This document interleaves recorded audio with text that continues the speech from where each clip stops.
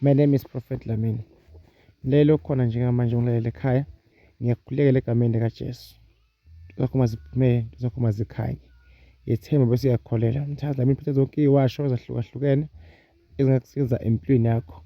Nebhadi, nesicitho, nesinyamu, namashwa, nenkinga yesinya, udinga amakhandlela, udinga impepho, udinga intambo, udinga ukuqiniswa nawe ey'nkingeni obhekane nazo, imali kuyayihlala, imali kuyaphinya uphupha kabi.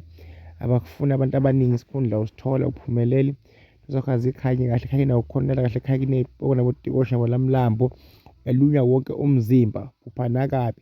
Ufuna mhlawumbe isithunywa sakho, ufuneka ungene emantini ezibeni, noma ufuneka ungene empophomeni, ufuna ukukhuliswa, ufuna ukuthandaziswa.